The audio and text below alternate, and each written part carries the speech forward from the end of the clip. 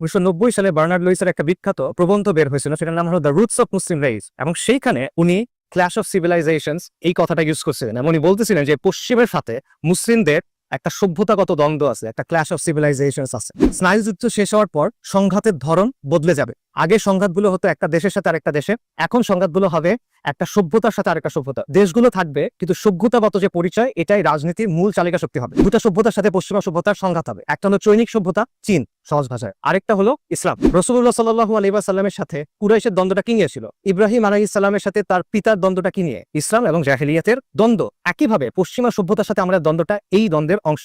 একত্ববাদী ধর্মে স্রষ্টার যেসব বৈশিষ্ট্যের কথা বলা হয়, সেকুলার ব্যবস্থায় রাষ্ট্রের উপর এই বৈশিষ্ট্যগুলো আরোপ করা হয়। পশ্চিমা সভ্যতার সাথে আমাদের যে সংঘাত আছে, এ কথা সাইদ কুতুব রাহিমাহুল্লাহ বলছেন, আবুল হাসান নাদভি বলছেন, মুস্তাফা সাবরি বলছেন, মাওলানা মওদুদি বলছেন, আব্দুল কাদের আওদা বলছেন, আল্লামা আহমদ শাকির বলছেন, আল্লামা শানকিতি রাহিমাহুল্লাহ বলছেন। হক ও বাতিলের যে চিরন্তন দ্বন্দ্ব, ইসলাম আর জাহেলিয়াতের মধ্যে যে সংঘাত, আমাদের জমিনে আমাদের সময়ে এটার বাস্তবতা হলো সেকুলার রাষ্ট্র। ইসলাম এখনো সেকুলার রাষ্ট্রের কর্তৃত্ব মানে নাই, ইসলাম এখনো সেকুলারিজমের আধিপত্য মেনে নেয় নাই। ইসলাম হলো প্রতিরোধের শেষ ফ্রন্ট।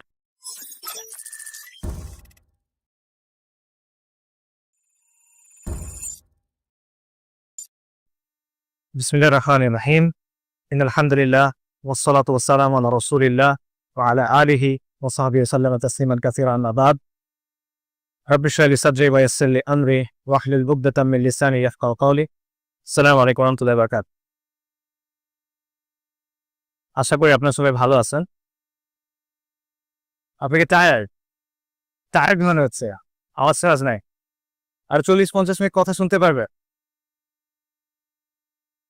মনোযোগ দিতে পারবে? মনোযোগ দিতে আমি একটু টেস্ট করি আপনাদের মনোযোগ আছে কিনা, ঠিক আছে? জবাব দেন দেখি। 5+3 কত? 8+7 কত? 25+22 কত? 25+27 কত? 63 × 152 কত? এটা পারবেন না? এটা না পারার সমস্যা না, এটা স্বাভাবিক, এটা না পারারই কথা। এই ধরনের অঙ্কগুলো আমরা ডিভাইস ছাড়া করা কঠিন বা কাগজপত্র ছাড়া করা কঠিন। কিন্তু কঠিন কেন? কেন কঠিন? কেন আগের 3টা অঙ্ক আমরা খুব ইজিলি মনে মনে করতে পারি আর পরের অঙ্কটা আমরা করতে পারি না? কারণ এখানে প্রসেসটা ডিফারেন্ট। যেই প্রক্রিয়ায় এই অঙ্কটা করতে হয় সেই প্রক্রিয়াটা ডিফারেন্ট। আমাদের ব্রেইন এত বড় হিসাব একসাথে করতে পারে না, আমরা এটা ভাগ ভাগ করে করতে হয়। গুণটা আপনারা কিভাবে করবেন? প্রথমে একটা সংখ্যা দিয়ে গুণ করবেন, তারপরে অন্য সংখ্যাটা দিয়ে গুণ করবেন, তারপর যোগ করে মিলাবেন, রাইট? এবং এই জিনিসটা মনে মনে করা ডিফিকাল্ট। আমরা মনে মনে অনেক অঙ্ক করতে পারি, এগুলো নিয়ে আলাদা বই আছে, মানসাঙ্ক, মেন্টাল ম্যাথ, এরকম অনেক বই আছে। কিন্তু সব ধরনের অঙ্ক কিন্তু মনে মনে করা যায় না। যেমন মনে করেন সরল অঙ্ক মনে মনে করা সম্ভব, ত্রিকোণমিতি, ক্যালকুলাস, এগুলো মনে মনে করা সম্ভব না। ইনফ্যাক্ট অনেক বড় বড় যোগ বিয়োগ গুণ ভাগ এগুলো মনে মনে করা সম্ভব না। একটু আগে আমি যেটা বললাম, এটা একটা বড় হুন যেটা মনে মনে করা সম্ভব না। কারণ এগুলো করতে গেলে খুব তাড়াতাড়ি এটা বেশ জটিল হয়ে যায় এবং ধাপে ধাপে এটা করতে হয়, যেটা কাগজ কলম ছাড়া হয় না, মনে মনে করা যায় না সাধারণত। কিছু মানুষ এটা পারে, সাভান যারা তারা পারে, বাট নর্মাল মানুষরা সাধারণত এটা পারে না। এখন অঙ্ক নিয়ে আসলে কথা কেন? আমাদের আলোচনা তো অঙ্ক নিয়ে না। আমি অঙ্কর কথাটা টানলাম চিন্তার সাথে একটা সম্পর্ক দেখানোর জন্য। যে কথাগুলো আমি অঙ্কের ব্যাপারে বললাম, এই কথাগুলো চিন্তার ক্ষেত্রেও খাটে। অনেক অঙ্ক মনে মনে করা যায়, অনেক চিন্তাও মনে মনে করা যায়, কিন্তু যেভাবে সব অঙ্ক মনে মনে করা যায় না, সেভাবে সব চিন্তাও মনে মনে করা যায় না, ঠিক আছে? অনেক চিন্তা আছে যেগুলো ধাপে ধাপে করতে হয়, কাগজ কলম নিয়ে করতে হয়। আমি একটা এক্সাম্পল দিই। আমরা অনেকগুলো মেন্টাল শর্টকাট ইউজ করি আমাদের দৈনন্দিন জীবনে হিসাব করার জন্য বা চিন্তা করার জন্য। ধরেন রাশ আওয়ারের সময় আপনি বের হবেন, আপনি কোথাও যাবেন, প্রচন্ড যানজটের সময়, তখন আমরা কি করি? আমরা কি হিসাব করি যে এখন রাস্তায় কতগুলো গাড়ি থাকবে, আমি যেখানে যেতে যাচ্ছি ওখানে যেতে কতগুলো সিগন্যাল পড়বে? আমরা কি এভাবে হিসাব করি? আমরা এভাবে হিসাব করি। আমরা একটা শর্টকাট ইউজ করি, আমরা 1 ঘন্টা সময় বাড়াই নি। যে আগে যদি আমার যেতে 1 ঘন্টা লাগতো, রাশ আওয়ারের সময় হয়তো বা আমার অ্যাডিশনাল 1 ঘন্টা লাগবে। আমরা 1 ঘন্টা সময় হাতে নিয়ে বের হই। ডাক্তারের ক্ষেত্রে যেই ডাক্তারের পসার বেশি, যেই ডাক্তারের বাসার মানে অফিসের সামনে, চেম্বারের সামনে অনেক বড় লাইন, আমরা ধরে নেই যে এই ডাক্তারটা এসছে ভালো দেখেই তার সামনে এত লোকের ভিড়। কোন একটা অনুষ্ঠানের জন্য আপনি পোশাক কিনবেন, আপনি যদি একটা নামী কোম্পানির দামি পোশাক কিনেন, আপনি ধরে নেবেন যে এটার কোয়ালিটি ভালো এবং এটা প্রবাবলি ফ্যাশনেবল। এটা একটা মেন্টাল শর্টকাট। আরেকটা এক্সাম্পল দেই। আমরা সবাই ফুটবল খেলা সম্পর্কে মোটামুটি জানি। ফুটবলে ক্রস করে না, ওই যে উইং থেকে উড়ায় মারে পেনাল্টি বক্সের ভেতরে। আচ্ছা, এটা একটা প্লেয়ার হিসাব করে কিভাবে বলটা কিভাবে রিসিভ করবে, এই হিসাবটা কিভাবে হয়? এটার একটা শাস্ত্রীয় উপায় আছে, যে বলটা কত গতিতে মারা হইলো, এটার অ্যাঙ্গেল কি, এখানে স্পিন কতটুকু আছে, উইন রেজিস্ট্যান্স কত, একটা ফর্মুলা আছে, ক্রাশের অঙ্ক, প্রজেক্টরের অঙ্ক। ওই ফর্মুলায় বসালে আপনি এটা করতে পারবেন। এখন প্লেয়ার কি মাঠের মধ্যে খাতা কলম নিয়ে অঙ্ক করে কিনা? না, সে একটা মেন্টাল শর্টকাট ইউজ করে। কি করে? সে 3টা কাজ করে। প্রথমে সে চোখ দিয়ে বলটা ফলো করে, তারপর সে তার গতিপথটা পরিবর্তন করে নেয়, যেখানে বলটা গিয়ে পড়বে মনে হচ্ছে সে তার গতিপথ ওদিকে করে নেয়। এবং তৃতীয় ধাপটা হলো সেটা স্পিডটা অ্যাডজাস্ট করে, যাতে করে সে সঠিক সময় গিয়ে বলটার কাছে পৌঁছাতে পারে। এবং এই 3টা জিনিস খুব তাড়াতাড়ি হয়, 1 সেকেন্ডের কম সময়ের মধ্যে। এভাবেই খেলা হয়। এখন এই যে আমরা মেন্টাল শর্টকাট ইউজ করি, এগুলোকে বলে হিউরিস্টিক্স। ঠিক আছে, মেন্টাল রুলস অফ থাম্ব। আমরা আমাদের দৈনন্দিন জীবনে এরকম অনেকগুলো মেন্টাল শর্টকাট ইউজ করি, এবং এই মেন্টাল শর্টকাট ইউজ করা খুবই জরুরি। তবে সব ধরনের চিন্তা এভাবে শর্টকাটে হয় না। সেম জিনিস চিন্তা করেন, আপনি এক জায়গায় মিসাইল মারবেন, মিসাইলটাও প্রসের মতো সেম জিনিস, এটা একটা প্রজেক্টাইল। কিন্তু তখন কিন্তু আপনি সেন্সে হিসাব করবেন না, আপনি তখন ক্যালকুলেটর দিয়ে, কম্পিউটার দিয়ে নানা হিসাব করে কাজটা করবেন। কেন? জিনিসটা সেম। কারণটা হলো হিউরিস্টিক্স দিয়ে যখন আমরা কাজ করি, মেন্টাল শর্টকাট দিয়ে আমরা যখন কাজ করি, তখন কাজটা খুব দ্রুত হয়, কিন্তু অ্যাকুরেসি কম হয়। আর আমরা যখন ধাপে ধাপে কোনো কাজ করি, জটিল হিসাব করি, তখন এটা স্লো হয় কিন্তু অ্যাকুরেট হয়। এবং মেন্টাল শর্টকাট দিয়ে আমরা যখন চিন্তা করি, সাধারণত কমপ্লেক্স প্রবলেম এভাবে সলভ করা যায় না, জটিল সমস্যা এভাবে সমাধান করা যায় না। সমস্যা হলো দুনিয়ার বেশিরভাগ গুরুত্বপূর্ণ জিনিস আসলে কমপ্লেক্স প্রবলেম, এগুলো কয়েক ধাপে সমাধান করতে হয়। এখন আপনি যদি এটা মেন্টাল শর্টকাট দিয়ে সলভ করতে চান, এক লাইনে সমাধান করতে চান, তখন ব্যাপারটা হয়ে যায় মনে মনে ক্যালকুলেস করার মতো, তখন ব্যাপারটা হয়ে যায় মনে মনে ত্রিকোণমিতি করার মতো। সেটা করতে গেলে কি হবে? ভুল অ্যান্সার আসবে, রাইট? সো এই বিষয়টা আমাদের মনে রাখা দরকার। আমাদের আজকের যে আলোচনা, সভ্যতার সংঘাত, এটা এরকম একটা বিষয়। সভ্যতার সংঘাত নিয়ে অনেক ধরনের আলোচনা সমালোচনা আছে, পক্ষে বিপক্ষে আলাপ আছে। তবে মোটা দাগে আমরা সবাই একমত যে এক ধরনের সংঘাত আছে। মোটা দাগে আমরা সবাই একমত যে উম্মার মধ্যে সভ্যতার একটা সংকট আছে। কেউ যখন প্রশ্নটা হয়, এবং আমরা সবাই এটাতেও একমত যে আমাদের কিছু একটা করা উচিত, কেউ যখন প্রশ্নটা হয় যে কি করা উচিত, what is to be done, তখন আমরা এই কাজটা করি, আমরা এটা এক লাইনে সলভ করার চেষ্টা করি। কিন্তু এটা এক লাইনে সলভ করার মতো প্রবলেম না, এটা 5+3=8 না, এটা একটা কমপ্লেক্স প্রবলেম। এটা ত্রিকোণমিতির মতো একটা সমস্যা, বা ক্যালকুলাসের মতো একটা সমস্যা, বা অ্যাটলিস্ট সরল অঙ্কের মতো একটা সমস্যা। এটা যদি আমরা ওইভাবে সলভ করতে যাই, তাহলে কি হবে? উত্তরটা ভুল আসবে। এই জন্য এই ইন্ট্রোটা আপনাদের জন্য। আমি যেটা চেষ্টা করব সেটা হলো এই যে আলোচনাটা, এই আলোচনাটা ধাপে ধাপে কিছুটা প্রেজেন্ট করার চেষ্টা করব। আমি এটা বলবো না যে এটার মাধ্যমে পুরো জিনিসটা আপনার সামনে খোলাসা হয়ে যাবে। এটা একটা জটিল বিষয়, এখানে নানা ধরনের নুয়ান্স আছে, গভীরতা আছে।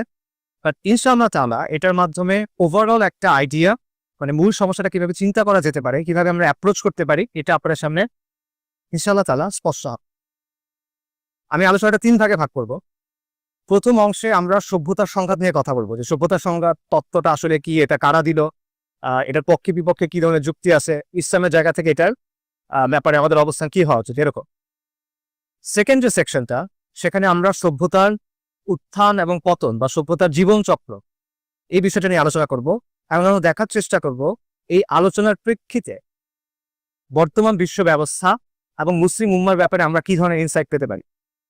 আর ফাইনালি তৃতীয় যে সেকশনটা, সেখানে আমি চেষ্টা করব আগের দুটো আলোচনাকে বাংলাদেশের সাথে লিঙ্ক করা, সভ্যতার সংঘাতের রূপটা বাংলাদেশে কি, এবং সভ্যতার উত্থান পতনের যে স্টেজেস আছে, যে ধাপগুলো আছে, সেটার আলোকে আমাদের কি ইনসাইট আমরা পেতে পারি বাংলাদেশের ব্যাপারে।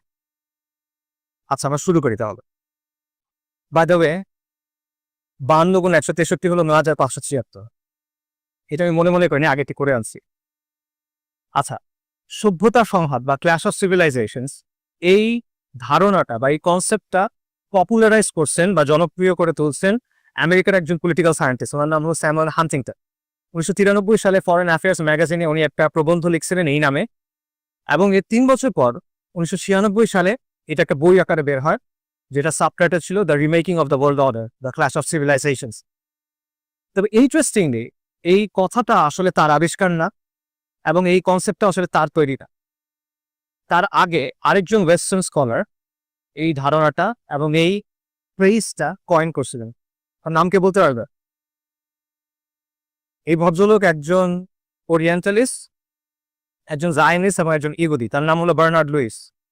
1990 সালে বার্নার্ড লুইসের একটা বিখ্যাত প্রবন্ধ বের হয়েছিল বা কুখ্যাত প্রবন্ধ বের হয়েছিল, সেটার নাম হলো the roots of Muslim raise, মুসলিমদের ক্রোধের শেকড়। এবং সেইখানে উনি ক্ল্যাশ অফ সিভিলাইজেশনস এই কথাটা ইউজ করছিলেন এবং উনি বলতেছিলেন যে পশ্চিমের সাথে মুসলিমদের একটা সভ্যতাগত দ্বন্দ্ব আছে, একটা ক্ল্যাশ অফ সিভিলাইজেশনস আছে। এই ধারণাটা এবং এই ফ্রেজটা পরবর্তীতে স্যামুয়েল হান্টিংটন ব্যবহার করছে। তো ক্ল্যাশ অফ সিভিলাইজেশনস স্যামুয়েল হান্টিংটনের যে ফ্রেলি, সেটার এটা অর্থ কি?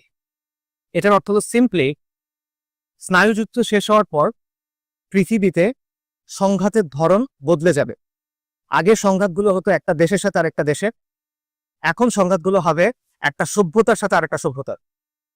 দেশগুলো থাকবে কিন্তু সভ্যতাগত যে পরিচয়, এটাই রাজনীতির মূল চালিকা শক্তি হবে।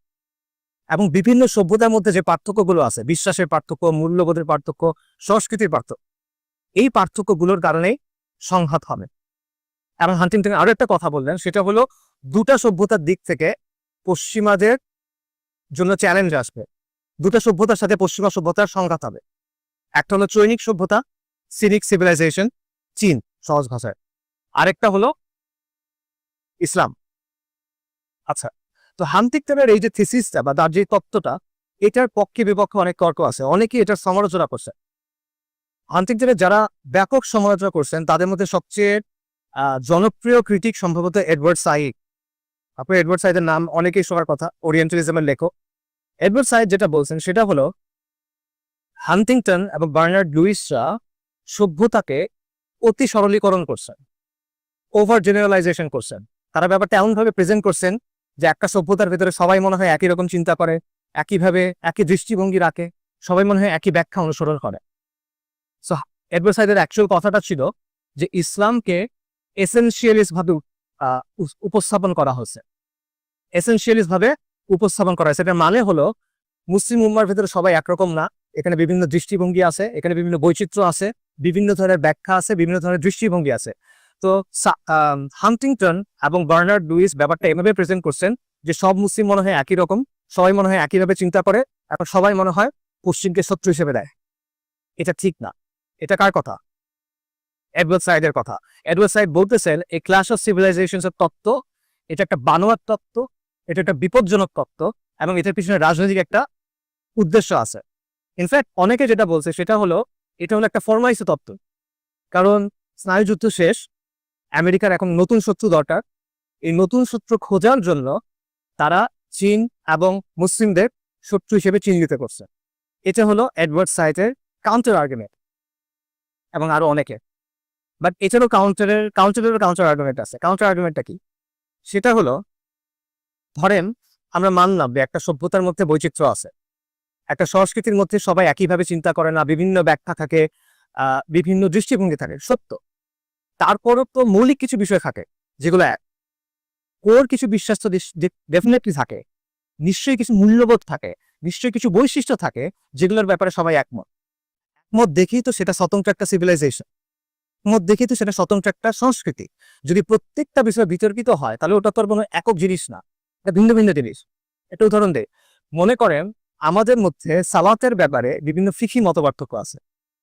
নামাজ পড়ার সময় আমরা হাত কোথায় বাঁধবো, কিভাবে বাঁধবো, আমিন কিভাবে বলা হবে, আস্তে না জোরে, সিজদাতে কিভাবে যাওয়া হবে, ইত্যাদি অনেক ব্যাপারে মতপার্থক্য আছে না? এটা হলো ফিকি মতপার্থক্য, শাখাগত মতপার্থক্য। কিন্তু মৌলিক বিষয়ের ব্যাপারে দ্বিমত আছে কিনা? সালাত যে আদায় করতে হবে, 5 ওয়াক্ত সালাত যে ফরজ, এটাতে তো দ্বিমত নাই। এখন কেউ যদি বলে না, তুমি বলতে পারো না সব মুসলিমরা মনে করে 5 ওয়াক্ত সালাত ফরজ, এই বলাটা ঠিক হবে না। এটা একটা এসেনশিয়ালিস্ট ব্যাখ্যা। মুসলিমদের মধ্যে বিভিন্ন দৃষ্টিভঙ্গি আছে, অনেকে তো সালাত পড়েই না, অনেকে মনে করে তিন ওয়াক্ত সালাত, রাইট? তখন কি এটা গ্রহণযোগ্য কথা হবে না? সো একই কথা আপনি ক্লাস অফ সিভিলাইজেশনের ব্যাপারে বলতে পারেন যে ঠিক আছে, বৈচিত্র্য আছে, তারপরে তো মৌলিক কিছু কোর বিষয় আছে প্রত্যেক সভ্যতার, এবং সেই বিষয়গুলোর ক্ষেত্রে পার্থক্য হতে পারে, সেই পার্থক্যের ভিত্তিতে সংঘাত হতে পারে। ঠিক আছে, এখানে আমরা ডিকোলোনিয়াল পার্সপেক্টিভটাও দেখতে পারি। এডওয়ার্ড সাইড তাকে পোস্ট কলোনিয়াল স্টাডিজ বা ডিকোলোনিয়াল স্টাডিজের অত্যন্ত ব্যাপকভাবে তিনি এটাকে প্রভাবিত করছেন। তবে এই জায়গায় একটা পার্থক্য আছে, as far age I understand it. পার্থক্যটা হলো এডওয়ার্ড সাইড বলেন যে হান্টিংটনের ফ্রেমিংটা ভুল এবং আসলে এখানে কোনো সংঘাত নাই। আর ডিকোলোনিয়াল স্টাডিজ বলে হান্টিংটনের ফ্রেমিং ভুল, কিন্তু এখানে আসলে একটা সংঘাত আছে, একটা লড়াই আছে। তবে লড়াইটা 90-এর দশক থেকে শুরু না, লড়াইটা শুরু কয়েক শতাব্দী আগে থেকে, কলোনিয়ালিজমের সময় থেকে।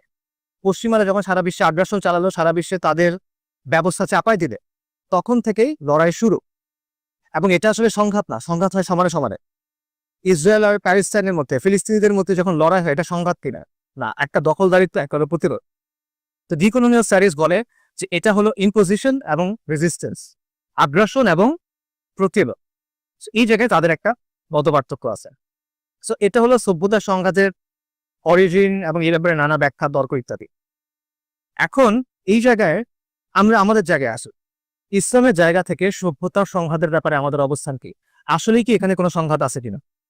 এখন আমরা এভাবে চিন্তা করতে পারি যে সভ্যতার সংঘাতের তত্ত্ব দিচ্ছে প্রথমে একটা ইহুদি জায়নিস্ট ওরিয়েন্টালিস্ট খারাপ লোক, আর এটার বিরুদ্ধে বলছে এডওয়ার্ড সাইড যে একটা ভালো লোক, ফিলিস্তিনি লেফটিস্ট লোক, ফিলিস্তিনের পক্ষে ভালো ভালো কথাবার্তা বলছে, সাম্রাজ্যবাদের সমালোচনা করছে। তার মানে সভ্যতার সংঘাত বলে আসলে কিছু নাই না, ব্যাপারটা এরকম না। এটা তো সিম্পলি চিন্তা করলে হবে না।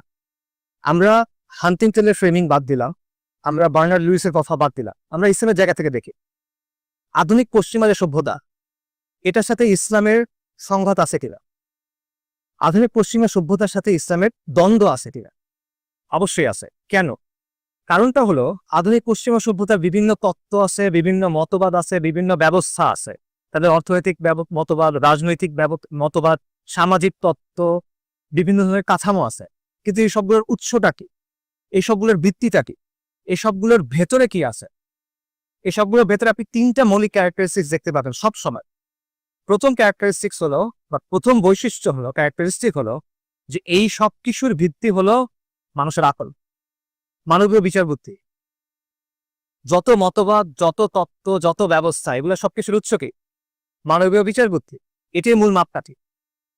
এবং যখন মানবীয় বিচার বুদ্ধিকে মাপকাঠি হিসেবে গ্রহণ করা হচ্ছে, তখন আপনার কোন জিনিসটাকে অস্বীকার করতে হচ্ছে? আপনার আসমানি কিতাব এবং রিসালাতকে অস্বীকার করা হচ্ছে।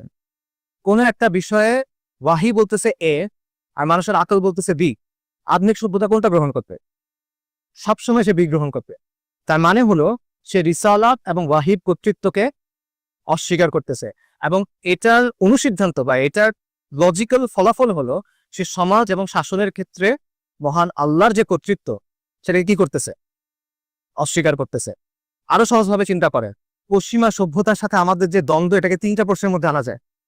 কর্তৃত্ব কার? মাপকাঠি কি? অনুসরণীয় কে? সিম্পল। কর্তৃত্ব কার? পশ্চিমা সভ্যতা বলবে কর্তৃত্ব মানুষ, মানুষের কর্তৃত্ব, সবার উপর মানুষ সত্য, তাহার উপর নাই। মাপকাঠি কি? মানুষের বিচার বুদ্ধি, মানবীয় তত্ত্ব, মানবীয় ব্যবস্থা। অনুসরণীয় কে? অনুসরণীয় মানুষ। কোন মানুষ? সেখানে মতপার্থক্য হতে পারে।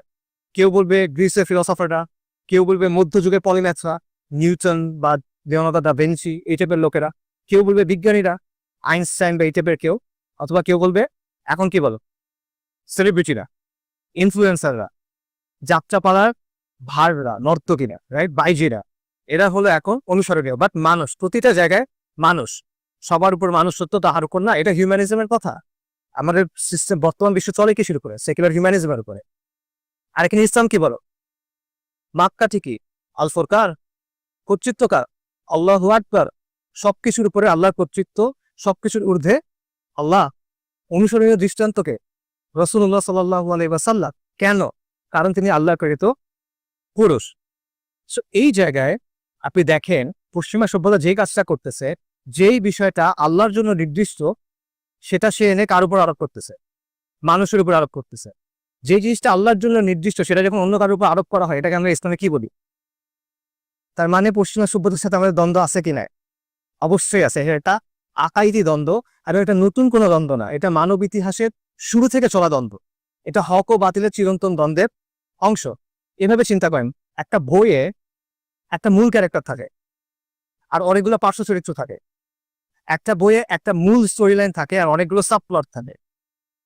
বনি আদমের যে ইতিহাস, সেখানে মূল ক্যারেক্টার কারা?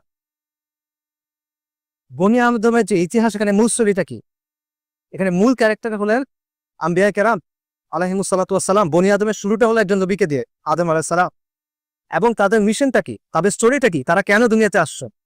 ওয়ালাকাদ বাআসনা ফি কুল্লি উম্মাতিন রাসূলান আন ইবুদুল্লাহ ওয়াসতানিবুত তাগুত। প্রত্যেক কওমের কাছে রাসূল পাঠানো হয়েছে এই মর্মে যে তোমরা তাগুতকে অস্বীকার করো এবং এক আল্লাহর ইবাদত করো, রাইট? কাজেই রাসূল, এটাই হলো মানব ইতিহাসের মূল দ্বন্দ্ব, তাওহীদের সাথে শিরকে, ঈমানের সাথে কুফরের, ইসলামের সাথে জাহেলিয়াতে। রাসূলুল্লাহ সাল্লাল্লাহু আলাইহি ওয়াসাল্লামের সাথে কুরাইশের দ্বন্দ্বটা কি নিয়ে ছিল? এটা অর্থনৈতিক দ্বন্দ্ব, রাজনৈতিক দ্বন্দ্ব না, এই জিনিসটা নিয়ে দ্বন্দ্ব, ইসলাম এবং জাহেলিয়াতের দ্বন্দ্ব। ইব্রাহিম আলাইহিস সালামের সাথে তার পিতার দ্বন্দ্বটা কি নিয়ে? তার কওমের দ্বন্দ্বটা কি নিয়ে? সেম, ইসলাম এবং জাহেলিয়াতের দ্বন্দ্ব। একইভাবে পশ্চিমা সভ্যতার সাথে আমাদের দ্বন্দ্বটা এই দ্বন্দ্বের অংশ। এটা হক এবং বাতিলের চিরন্তন যে দ্বন্দ্ব, সেটার অংশ। এবং এই দ্বন্দ্বটা বহুমুখী, এটা শুধুমাত্র রাজনৈতিক না, এটা শুধুমাত্র অর্থনৈতিক না।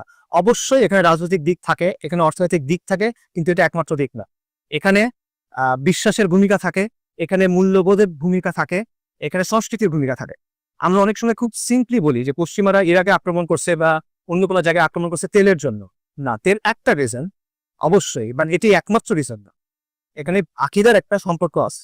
সে আপনার কাছ থেকে শুধু আপনার দেশ দখল করতে চায় না, সে আলটিমেটলি কি চায়? আল্লাহ আযজা ওয়া জাল কি বলছে? ইহুদি খ্রিস্টানরা কখনো তোমাদের উপর সন্তুষ্ট হবে না যতক্ষণ না কি হাত্তা তাত্তাবিয়া মিল্লাতাহুম, যতক্ষণ না তুমি তাদের মিল্লাতের অনুসরণ করে। এবং তারা আলটিমেটলি আপনার কাছ থেকে কি চায়? তারা আলটিমেটলি চায় ইসলামের আলোটা নিভায় দিতে। এটা কার কথা? আল্লাহ আযজা ওয়া জালের কথা। ইউরিদুনা লিইউতফিউ নূরাল্লাহি বিআফওয়াহিহিম। তারা তাদের মুখের ফু দিয়ে আল্লাহর দ্বীনকে নির্বাপিত করতে চায়, রাইট? তাহলে সংঘাত আছে নাকি না? অবশ্যই সংঘাত আছে। এখানে আপনি দেখেন, এই কথা খালি আমার কথা না, আমাদের পূর্ববর্তীদের কথা চিন্তা করে পশ্চিমা সভ্যতার সাথে আমাদের যে সংঘাত আছে, এ কথা সাইয়েদ কুতুব রাহিমাহুল্লাহ বলছেন, আবুল হাসান নাদভী বলছেন, মুস্তাফা সাবরি বলছেন, মাওলানা মওদুদী বলছেন, আব্দুল কাদের আওদা বলছেন, আল্লামা আহমদ শাকির বলছেন, আল্লামা শানকিকি রাহিমাহুল্লাহ বলছেন। তারা কি নিজে নিজে বলছেন, বানায় বানায় বলছেন? না, তারা কোরআন এবং সুন্নাহর আলোকে বাস্তবতাকে দেখে এই কথা বলছে।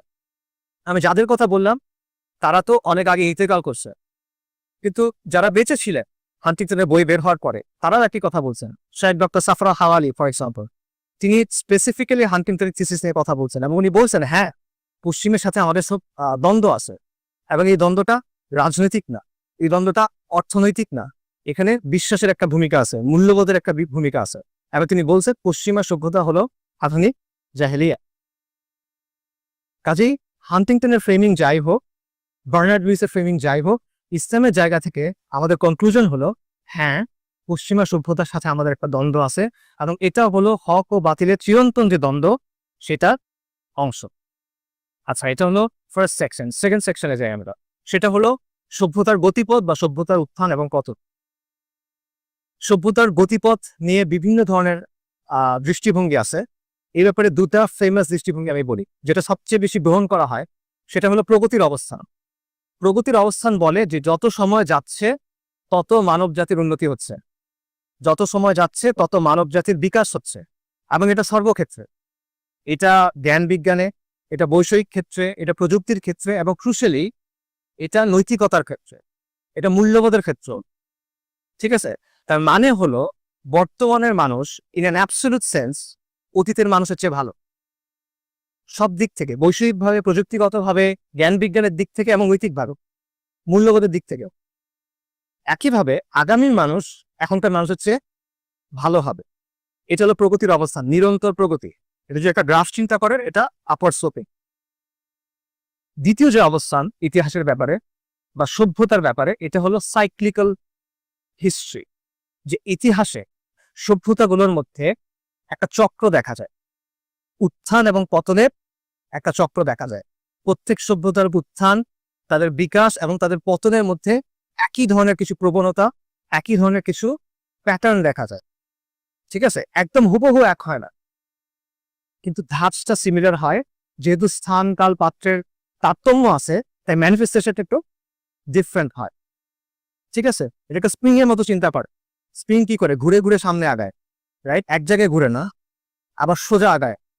এই যে ঘোরাটা সেম, কিন্তু একটু সামনে আগাতে আগাতে। তাদের দৃষ্টিভঙ্গিটা অনেকটা এইরকম। এই অবস্থান অনেক পশ্চিমা একাডেমি গ্রহণ করছেন। For example Arnold Toynbee, Oswald Spengler, Paul Kennedy, Peter Turchin, Joseph আনওয়েন, পিটারিন সরোকিন, এরা সবাই এই ধরনের অবস্থান গ্রহণ করছেন। তবে সাইক্লিক্যাল হিস্ট্রির মূল যে ধারণা, এটার ক্ষেত্রে সবচেয়ে বিখ্যাত যে ব্যক্তি ধারণা দিয়েছেন সেটা হলো ইবনু খালদুন। ইবনু খালদুনের চিন্তা থেকে বাকি সবাই কোনো না কোনো ভাবে প্রভাবিত, এটা মনে হয় বলা যায়। ইবনু খালদুনের দৃষ্টিভঙ্গিটা কি সভ্যতার ব্যাপার? তার ভঙ্গি হলো একটা সভ্যতা শুরু হয়, এরপর এটা বিকাশের একটা সর্বোচ্চ ধারায় পৌঁছায়, সর্বোচ্চ পয়েন্টে পৌঁছায়। সভ্যতার সূচনা হয়, তারপর এটা বিকাশের একটা সর্বোচ্চ পয়েন্টে গিয়ে পৌঁছায়, তারপর এটা স্থবির হয়ে আসে, তারপর এটা অবনতি হয় এবং এক পর্যায়ে পতন হয়। আপনি যদি একটা গ্রাফ চিন্তা করেন, এইদিকে সময়ে এদিকে উন্নয়ন, তাহলে এটা বেল শেপ কার্ভ। বিকাশ হবে, একটা জায়গায় গিয়ে পৌঁছাবে, তারপর স্ট্যাটিক হয়ে যাবে, তারপর এটা অবনতি হবে এবং পতন ঘটবে, তারপর নতুন কোনো সভ্যতা উত্থান ঘটবে। ইবনু খালদুনের এই বিশ্লেষণের উপর ভিত্তি করে অনেকে সভ্যতার যে স্টেজ, এগুলোকে কয়েক ভাগে ভাগ করছেন। কেউ 4 ভাগে, কেউ 5 ভাগে, কেউ 7 ভাগে, কেউ 9 ভাগে। আমার কাছে 7 ভাগেটা ভালো লাগে, সেটা আমি আপনাদেরকে বলি যে একটা সভ্যতার উত্থান এবং পতনের ধাপগুলো আসলে কি কি। সভ্যতার শুরুটা হয় একদল পথিকৃতের মাধ্যমে, এজ অফ পায়োনিয়ার্স। তারা একটা সভ্যতার গোড়াপত্তন করে এবং তাদের মধ্যে 3টা বৈশিষ্ট্য থাকতে হবে। প্রথম বৈশিষ্ট্য হলো তাদের মধ্যে শক্ত এই গ্রুপ বন্ডিং লাগবে, তাদের মধ্যে খুব ভালো একটা কালেকটিভ সংহতি লাগবে, বন্ডিং লাগবে। এটাকে ইবনু খালদুন বলতেছেন আসাবিয়া, সামষ্টিক পরিচয়ের একটা অনুভূতি। এই আসাবিয়া ভিত্তি কি হইতে পারে? গোত্র পরিচয় হতে পারে, জাতিগত পরিচয় হতে পারে, অথবা দিন হতে পারে, বিশ্বাস হইতে পারে। বাকি এমন একটা কিছু আছে যেটা তাদেরকে খুব শক্তভাবে ধরে রাখে একসাথে। সেকেন্ড বৈশিষ্ট্য কি? সেকেন্ড বৈশিষ্ট্য হলো তারা কষ্ট সহিষ্ণু, তারা যুদ্ধংদেহী এবং তারা বেপরোয়া। মানে তারা চ্যালেঞ্জ দিতে রাজি আছে, তারা রিস্ক নিতে রাজি আছে, তারা প্রতিকূলতার মুখোমুখি হতে রাজি আছে। কারণ সভ্যতার গোড়াপত্তন করতে হলে আপনার প্রচন্ড প্রতিকূলতা পার হতে হবে, সেই বৈশিষ্ট্য আপনার লাগবে। এবং 3 নম্বর বৈশিষ্ট্য হলো তাদের একটা মিশন আছে, একটা সেন্স অফ মিশন আছে। হয়তো তারা প্রতিশোধ নিতে চায়, অথবা তারা রাজ্য জয় করতে চায়, অথবা তারা কোনো আদর্শ কায়ন করতে চায়। কিছু না কিছু আছে যেটা তাদের কনস্ট্যান্টলি মোটিভেট করতেছে যে আমার এটা করতেই হবে, তা না হলে সে পারবে না। জয়গ্রস্ত মানুষের মতো হইতে হবে, বাতিগ্রস্ত মানুষের মতো হইতে হবে, নইলে সে পারবে না করতে। ঠিক আছে, এই 3টা বৈশিষ্ট্য, এটার মাধ্যমে সভ্যতার গোড়াপত্তন হয়। এটা ফার্স্ট স্টেজ। সেকেন্ড স্টেজ কি? সেকেন্ড স্টেজ হলো দ্য এজ অফ কনসলিডেশন। এই সময়ে ওই যে সূচনা হলো সভ্যতার, এটা সামরিক এবং রাজনৈতিক কনসলিডেশন হবে, এটা সামরিক এবং রাজনৈতিকভাবে সুসংহত হবে। এটার মানে কি? এটার মানে কি কেউ তাদের সাথে যুদ্ধে পারবে না? না, ব্যাপারটা এমন না। এটার মানে হলো তারা এমন একটা অবস্থায় পৌঁছাইছে যখন তারা অস্তিত্বের সংকটে নাই, আর কেউ তাদের আক্রমণ করে সাথে সাথে ধ্বংস করে দিবে এবং তারা ফাইট করবে না, ব্যাপারটা এমন না। হ্যাঁ, কেউ আক্রমণ করতে পারে, কিন্তু তারা ফাইট করবে এবং ওই ফাইটের রেজাল্ট কি হবে এটা নিশ্চিত না। এটা হলো এই পর্যায়টা। এবং তারপরে তারা বিস্তার হবে, তাদের যে সাম্রাজ্যের সীমানা, এটার বিস্তার হতে থাকবে। এটা দ্বিতীয় পর্যায়। তৃতীয় পর্যায় হলো বাণিজ্য এবং অর্থনৈতিক বিস্তৃতি। সভ্যতার সূচনা হয়েছে, রাজনৈতিক সামরিকভাবে আপনি শক্তিশালী, এবার আপনি কি করবে? ব্যবসা করবেন, আপনার বাণিজ্য বাড়বে, আপনার অর্থনৈতিক শক্তিশালী হবে। তারপরে আসবে সমৃদ্ধি, সচ্ছলতা, প্রাচুর্য। রাজনৈতিকভাবে শক্তিশালী, সামরিকভাবে শক্তিশালী, ব্যবসা বাণিজ্য করতেছি, অনেক টাকা পয়সা ওদের কাছে। এরপরে ফিফথ স্টেজটা হলো জ্ঞান, বিজ্ঞান এবং শিল্পের উন্নতি। যেহেতু আপনার কাছে এখন অনেক টাকা আছে, এই টাকা আপনি কি করবে? খরচ করবে। এই খরচটা আপনি তখন করতেছেন জ্ঞান বিজ্ঞানের পেছনে, শিল্পের পেছনে। একটা রিসার্চ ইনস্টিটিউট করতে অনেক টাকা লাগে, রাইট? এখন আপনি সেটা করতে পারতেছেন। এই জায়গাটা আমরা ভুল করি, আমরা খুব ওই যে এক লাইনে চিন্তা, আমরা চিন্তা করি সমাধান কি? জ্ঞান বিজ্ঞান উন্নত হইতে হবে। না, আপনি পারবেন না। এটা ফিফথ স্টেজের কথা ইবনু খালদুনের বিশ্লেষণ অনুযায়ী বা সাইক্লিক্যাল হিস্ট্রির বিশ্লেষণ অনুযায়ী। আমি এখনো পর্যন্ত এমন কোন সভ্যতার কথা জানি না যেটা জ্ঞান বিজ্ঞানের উন্নতির মাধ্যমে প্রতিষ্ঠিত হয়েছে। আমার জানার মতো এমন কোনো সভ্যতা নাই যেটা প্রথমে জ্ঞান বিজ্ঞানের উন্নতির মাধ্যমে প্রতিষ্ঠিত হয়েছে। অনেক সভ্যতায় জ্ঞান বিজ্ঞানের উন্নতি করছে, কিন্তু প্রথমে এটার মাধ্যমে প্রতিষ্ঠা হয়েছে এরকম আমার জানার মতো নাই। আপনারা জানলে আমাকে জানান। আচ্ছা, এটা গেল ফিফথ স্টেজ। তারপরে কি? তারপরে হলো দ্য এজ অফ ডেকাডেন্স, অবক্ষয়কাল। যখন সভ্যতার এতক্ষণ বিকাশ হচ্ছিল, ধাপে ধাপে সে উপরের দিকে উঠতেছিল, এখন এটা থেমে যাবে প্রথমে। তার ওই যে আদর্শ ছিল একটা, আসাবিয়াত ছিল, যেটার মাধ্যমে তারা একত্রিত হয়েছিল, ওই যে একটা সেন্স অফ মিশন ছিল, এটা এখন হারা যায়। মানুষ এখন আর জানে না তারা কি চায়, মানুষ এখন শিওর না যে তারা আসলে কি করতেছে। এই পর্যায়ে অপক্ষয় দেখা দিবে, যৌন নৈরাজ্য দেখা দিবে, সমাজের মধ্যে ভাগন দেখা দিবে, এবং আস্তে আস্তে তাদের অবনতি হবে। এবং তারপর হলো ফাইনাল স্টেজ, 7 নম্বর stage, the age of collapse, যখন এটা পতন ঘটবে। তো আমি পার্সোনালি এই দুইটা দৃষ্টিভঙ্গির মধ্যে এই অবস্থাটাকে সঠিক মনে করি। আমার কাছে মনে হয় যে সভ্যতার উত্থান এবং পতন এটা সাইক্লিক্যাল, এটার মধ্যে এই চক্রগুলো আছে। অবশ্যই এইভাবে সুন্দরভাবে 7টা ধাপ যাবে এটা আসলে হবে না, কারণ বাস্তবতা কখনো তত্ত্বের মতো পরিপাটি হয় না। অনেক সময় ওভারল্যাপ হবে, হয়তো একই সাথে একাধিক ধাপ চলমান থাকবে, কিন্তু ইন জেনারেল ওভারঅল প্যাটার্নটা আমার মতে এটা সঠিক। এখন এটা আসেন আমরা বর্তমান সভ্যতার ব্যাপারে প্রয়োগ করি। বর্তমান পশ্চিমা সভ্যতা সেটা এই 7টা স্টেজের কোন স্টেজে আছে? আমার মত হলো, এবং আরো অনেক একাডেমিকের মত হলো, যে বর্তমান পশ্চিমা সভ্যতা ফাইনাল স্টেজের জাস্ট আগের স্টেজটায় আছে, যেটা হলো দ্য এজ অফ ডেকাডেন্স, অবক্ষয় কাল। তাদের ফ্যামিলি ভেঙে গেছে, তাদের আত্মপরিচয়ের অনুভূতি ভেঙে গেছে, তারা ছেলে না মেয়ে এটাও তারা এখন আর শিওর না। নানা ধরনের যৌন বিকৃতি, নানা ধরনের উন্মাদনা, এগুলোকে তারা সামাজিকভাবে এবং আইনিভাবে স্বীকৃতি দিচ্ছে, রাইট? এবং তারা সম্পূর্ণভাবে বাস্তবতাকে অস্বীকার করে নিজেদের একটা বাস্তবতা তৈরি করার চেষ্টা করতেছে। আচ্ছা, এটা আমার বক্তব্য শুধু না, অনেক একাডেমিক এই কথা বলছেন। যেমন 1956 সালে ডক্টর পিচিদিন সরকে, উনি গত শতাব্দীর সোশিওলজির সবচেয়ে বড় রথী মহারথীদের একজন, হার্ভার্ডের সোশিওলজি ডিপার্টমেন্টের ফাউন্ডিং চেয়ারম্যান। 1956 সালে উনি একটা বইয়ে বলতেছেন আমেরিকা এবং পশ্চিমের অবক্ষয়ের কালটা শুরু হয়ে গেছে, এবং যদি কোনো কিছু করা না হয় তাহলে দ্রুত তাদের পতন ঘটবে। ঐতিহাসিক ব্যারি স্ট্রস, তাকে বলা হয় রোমান সাম্রাজ্যের ইতিহাসের ব্যাপারে প্রিএমিনেন্ট স্কলার, প্রিএমিনেন্ট মানে প্রথম সারির এক্সপার্ট। উনি বলতেছেন রোমান সাম্রাজ্যের পতনের সময় যে বৈশিষ্ট্যগুলো ছিল সেগুলো এখন আমেরিকার ক্ষেত্রে দেখা যায়। এরকম অনেকের বক্তব্য আছে, আমি শুধু একজনের বক্তব্য একটু আপনাদের ডিটেইলে বলি। তার নাম হলো ইমানুয়েল টয়। ইমানুয়েল টয় হলো একজন ফ্রেঞ্চ একাডেমিক, ফ্রান্সের একজন একাডেমিক, হিস্টোরিয়ান, অ্যানথ্রোপোলজিস্ট, এবং তার একটা ইন্টারেস্টিং ব্যাকগ্রাউন্ড আছে। 70-এর দশকে যখন স্নায়ুযুদ্ধ একদম তুঙ্গে, যখন সোভিয়েত ইউনিয়নের ব্যাপক দাপট, ওই সময় তিনি বললেন যে খুব দ্রুত সোভিয়েত ইউনিয়নের পতন ঘটবে। 1976 সালে, তার বয়স তখন 25। কেন বললেন? একটা ইন্টারেস্টিং স্টোরি আছে। তিনি চাইল্ড মোর্টালিটি রেট, শিশু মৃত্যুর হার চেক করতেছিলেন, এবং ওটা চেক করতে গিয়ে উনি বললেন যদি কোনো সমাজে শিশু মৃত্যুর হার এরকম হয় তাহলে সেটা টিকে থাকতে পারবে না, ফলে সোভিয়েত ইউনিয়নের পতন হবে। এবং আসলে 15 বছর পর দেখা গেল সোভিয়েত ইউনিয়নের পতন হলো। 2002 সালে যখন ওয়ার অন টেরর একদম পুরোদমে শুরু হচ্ছে, তখন ইমানুয়েল টয় একটা বই লিখলেন, ওখানে উনি বললেন যে আমেরিকান সাম্রাজ্য ভেঙে পড়তে যাচ্ছে। এবং এই 2023 বা 24 সালে উনি আরেকটা বই লিখলেন, যেখানে উনি বললেন পশ্চিমের পতন হয়ে গেছে, এই পতনের প্রক্রিয়া চলমান, the defeat of the West. এটা ইংরেজিতে অনুবাদ হয় না কেন জানি, তখন উনি কথাটা বললেন। এবং এটার পিছনে তিনি বেশ কিছু কারণ দেখালেন। ফর এক্সাম্পল, এই যে শিশু মৃত্যুর হার, উনি বলতেছেন পশ্চিমের পতন হচ্ছে, এবং এই পতনটা শুরু হচ্ছে আমেরিকা থেকে, কারণ আমেরিকাই হলো পশ্চিমা সভ্যতার সবচেয়ে শক্তিশালী পিলার, সেখান থেকেই পতনটা শুরু। উনি দেখালেন যে শিশু মৃত্যুর হার আমেরিকার চেয়ে রাশিয়াতে কম, অথচ রাশিয়া আমেরিকার চেয়ে অনেক দুর্বল একটা কান্ট্রি। আমেরিকা 1980 সালে যে পরিমাণ উৎপাদন করত, এখন সেটা করে না।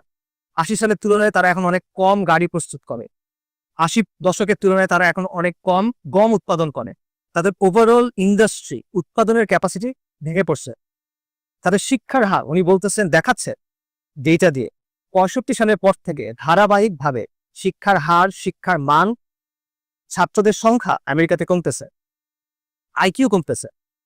এটা উনি বলতেছে তরুণরা এমন সব ক্যারিয়ারের দিকে যাচ্ছে যেগুলো কোনো ভ্যালু অ্যাড করে না ইকোনমিতে, এগুলো ভ্যালু ট্রান্সফার করে। ফর এক্সাম্পল, লয়ার বা ফাইন্যান্সিয়াল অ্যানালিস্ট যারা ওয়াল স্ট্রিটে কাজ করে, তারা কিন্তু কোনো কিছু প্রডিউস করে না, তারা প্রোডাকশনের মানে ভ্যালুটা ট্রান্সফার করে বেসিক্যালি। এটাকে উনি বলছেন ইন্টারনাল ব্রেইন রেট, রাইট? এবং উনি বলতেছেন যে ক্যাপিটালিজম বেসিক্যালি নিওলিবারাল ফাইন্যান্সিয়াল ক্যাপিটালিজমে পরিণত হয়েছে, যার ফলে অর্থনীতিও ভেঙে গেছে, সমাজও ভেঙে গেছে।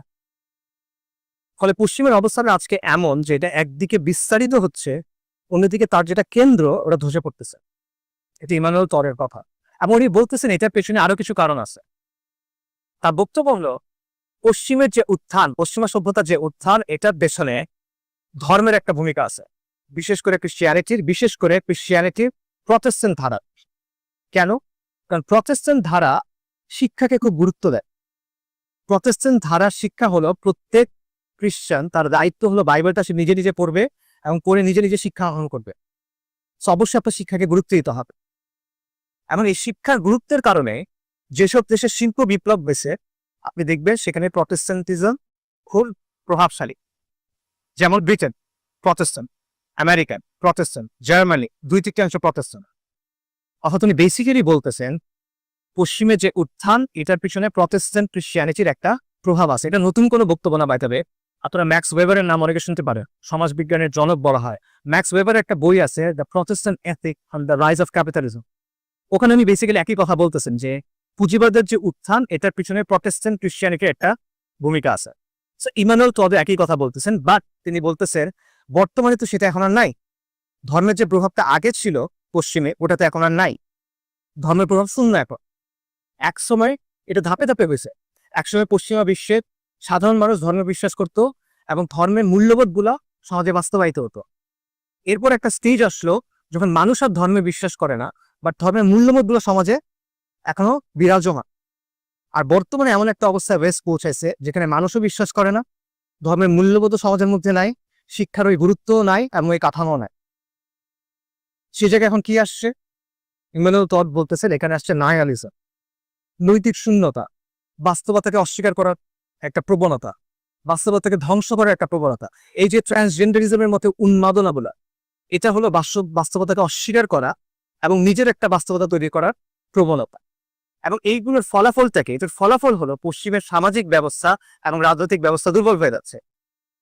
গণতন্ত্র পশ্চিমে দুর্বল হয়ে গেছে, গণতন্ত্র পশ্চিম থেকে আস্তে আস্তে মুছে যাচ্ছে। এটা শত শত একাডেমিক বলতেছেন, এখনো বলতেছেন।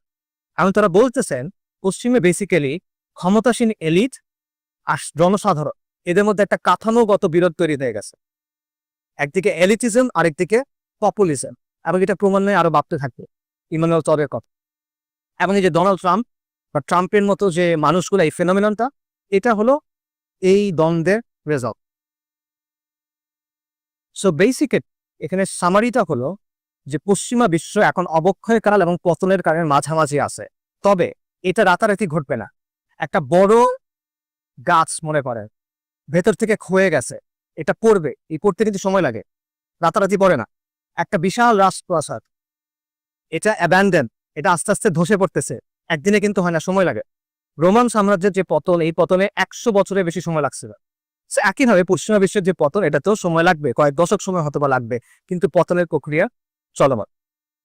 আচ্ছা, এটা গেল সভ্যতার উত্থান পতনের জায়গা থেকে পশ্চিমের ব্যাপারে একটা অবস্থান। দ্বিতীয় যে পয়েন্ট সেটা হলো সভ্যতার উত্থান পতনের যে প্যাটার্ন, এটার আলোকে মুসলিম উম্মার ব্যাপারে আমরা কি ইনসাইট পাই? আমাদের যে সংকট আছে এটা অতিক্রম করে নতুন ইসলামী সভ্যতা, এটা কিভাবে হবে? স্টেজগুলোর কথা চিন্তা করো। প্রথমে পথিকৃতদের ধাপ, তারপর হলো সামাজিক, তারপরে সামরিক এবং রাজনৈতিক কনসলিডেশনের ধাপ, সুসংহত হওয়ার ধাপ। অর্থাৎ প্রথমে আপনার শাসন কর্তৃত্ব লাগবে, একটা পলিটিক্যাল এন্টিটি লাগবে যেটা মুক্ত। কি থেকে মুক্ত? যেটা এই যে জাহেলি বিশ্ব ব্যবস্থা, এটার যে নিয়ন্ত্রণ, এটা থেকে মুক্ত। এবং এটাকে সামরিক এবং রাজনৈতিক ভাবে সুসংহত হতে হবে। এটার মানে এটা না যে সেটার নিউক্লিয়ার বম থাকবে বা এটার ডেস্ট্রয়ার থাকবে বা B-52 থাকবে। এটার মানে হলো সে অস্তিত্বের সংকটের মধ্যে এখন আর নাই। আমাদের ইতিহাসের কথা চিন্তা করেন, রাসূলুল্লাহ সাল্লাল্লাহু আলাইহি ওয়াসাল্লামের নবুয়তের সময় থেকে খন্দকের যুদ্ধ পর্যন্ত যে সময়টা, এটাকে আপনি in a sense age of pioneers ধরতে পারেন, অগ্রপথিকদের সময়। এবং খন্দক থেকে খোলাফায়ে রাশিদিনের শেষ পর্যন্ত বা উমাইয়াদের সময় পর্যন্ত আপনি এটাকে সামরিক এবং রাজনৈতিক প্রতিষ্ঠার সময় করতে পারেন। কেন? কারণ খন্দকের আগ পর্যন্ত মুসলিমরা দুনিয়াবি সেন্সে দুর্বল অবস্থা ছিল। ওরা বেশি আক্রমণ করতেছিল, আমরা ডিফেন্ড করতেছিলাম। কিন্তু খন্দকের পর থেকে দেখবেন আক্রমণগুলো করছে মুসলিমরা, এবং এটা হাদিসেও আছে। নবী সাল্লাল্লাহু আলাইহি ওয়াসাল্লাম, বুখারী এবং মুসলিমে এই বর্ণনা আছে। রাসূলুল্লাহ সাল্লাল্লাহু আলাইহি ওয়াসাল্লাম বলছেন খন্দকের যুদ্ধের পর তার বক্তব্যটা এরকম যে এতদিন ওরা আমাদেরকে আক্রমণ করছে, এখন থেকে আমরা ওদেরকে আক্রমণ করব। এই জন্য সভ্যতার ইতিহাস আমাদেরকে বলে যে যদি আপনি নতুন সভ্যতা তৈরি করতে চান, তাহলে আগে আপনার রাজনৈতিক এবং সামরিক কনসলিডেশন লাগবে, এটা ছাড়া হবে না। এটা আমি বাস্তবের সাথে মিলাই দেই আপনাদেরকে। বর্তমানে আমেরিকা একটা সুপার পাওয়ার, আমেরিকার সবচেয়ে বড় প্রতিদ্বন্দ্বীকে চীন। আমেরিকার সবচেয়ে বড় প্রতিদ্বন্দ্বী হলো চীন। চীন একটা পিয়ার কম্পিটিটর আমেরিকা। কিন্তু চীন আজকে এই অবস্থায় কিভাবে আসছে? আজ থেকে 100 বছর আগে চীনের কি অবস্থা ছিল? আজকে থেকে 100 বছর আগে চীনের অবস্থা অত্যন্ত দুর্বল ছিল। বিভিন্ন বৈদেশিক শক্তি চীনের বিভিন্ন অঞ্চলে প্রভাব বিস্তার করছিল। ক্যান্টন, সাংহাই, হংকং এরকম জায়গাগুলো তারা নিয়ে গেছে। হাজার বছরের যে চৈনিক সভ্যতা সেটা নানা ভাগে বিভক্ত হয়ে গেছে, তাদের ভেতরে অভ্যন্তরীণ লড়াই চলতেছে টু দ্য এক্সটেন্ট যে 1840 থেকে 1940-এর শেষ পর্যন্ত যে সময়টা, এটাকে চাইনিজরা কি বলে? সেঞ্চুরি অফ হিউমিলিয়েশন, লাঞ্ছনার শতাব্দী। সেই জায়গা থেকে আজকে কিভাবে চীন আমেরিকার পিয়ার কম্পিটিটর, প্রধান প্রতিদ্বন্দ্বী কিভাবে হয়েছে?